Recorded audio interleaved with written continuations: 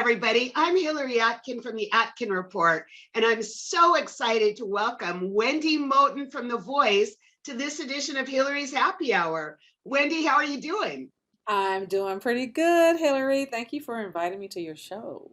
Oh, you're welcome, Wendy. I'm really happy you're moving on to the knockouts after your battle round with Manny Keith singing Stings If I Ever Lose My Faith.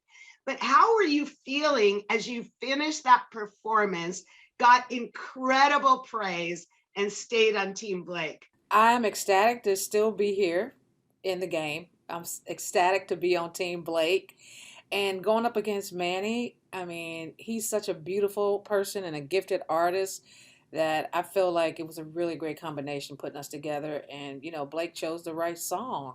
I don't know how he chose that song, but it did give us both a chance to shine. So it was obviously the right choice. Obviously. Well, you have released a number of albums and you've performed with Michael Bolton, Faith Hill and Tim McGraw, Vince Gill. How has all that experience compared to being on The Voice and also prepared you for being on The Voice stage? Well, I would have to say I've been fortunate in my 35 years to work with just the biggest icons in music history, and I've learned something from them all. That was the idea to take the gig because I was a recording artist in the 90s, and then I had to eat. So I became a background singer so I could really figure it out.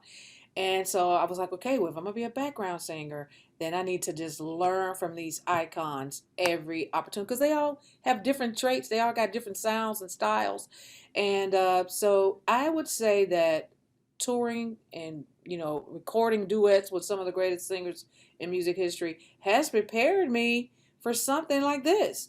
I don't care all the stuff I've done. I've never done anything like The Voice. That's never happened. So yeah, I was scared because it was something new, and but I was willing to take the chance. So Well, let's rewind to your blind audition. And of course, you got the four chair turn when you performed a really unique version of the Beatles' We Can Work It Out. So Blake turned first and he clearly blocked John, although there was controversy about that, right? And then Ariana and Callie turned for you. Everybody seemed shocked when you went with Blake, but he called your audition top three in voice history. But Wendy, what was your strategy going in, and how did you decide in that moment which coach to choose? I have to tell you, because this was such unknown territory for me. I literally didn't know if age would be a factor or the style of song choices that I offered. I didn't know if any of that. So I was happy.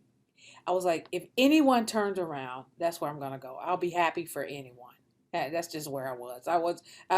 Beggar's not gonna be choosy, so I wouldn't like. I gotta have. It was like, if anyone turns around, I'm thankful.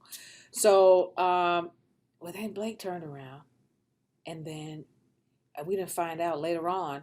And like you said, we still not sure who blocked who, but I think Blake blocked John.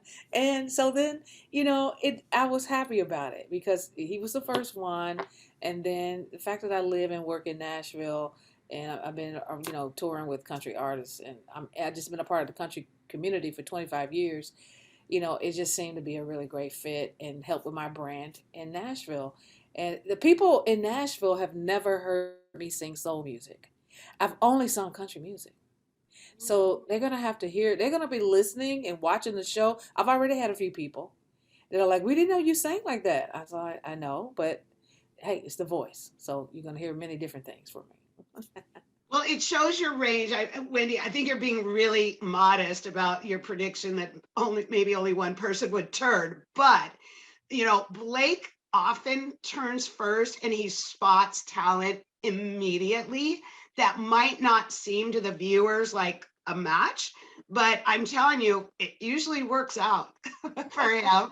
Um, but what has it been like working with him and Dirks Bentley, and what have you learned from them? Oh my gosh. Well, the fact that I have to say Blake and Dirks, but Blake, who's an amazing singer and artist, of course, he actually had some really great vocal suggestions.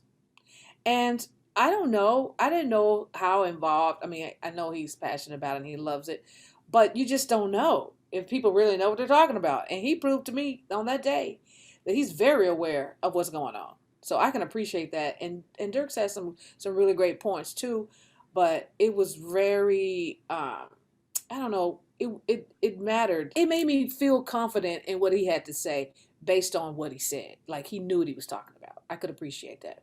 Well, speaking about experts in performing in music, what are your thoughts on working with mega mentor Ed Sheeran? I'm gonna tell you, because I've been in it for so long. All I was looking at him, I was looking at him like a piece of meat. Like, you know what? When this is over, you write me some hits? That's all I was thinking. But I knew not to say anything. I knew just to think it and keep it on the inside voice, the inside voice. But he's so amazing, and he's such, a heavy when it comes to writing songs and communicating with audiences and having his own music and style. That I mean, he's the mega coach. I mean, mega mentor. It's, but I'm not surprised. I didn't know if it's going to be him, but it just gives it even more credibility.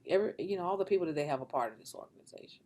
Wendy, I cannot wait to see your interactions with him and Blake and your next performance. I know you have to get back to rehearsing. I want to wrap up our happy hour with a toast to you, Wendy, Oh and my your God. continued success on The Voice.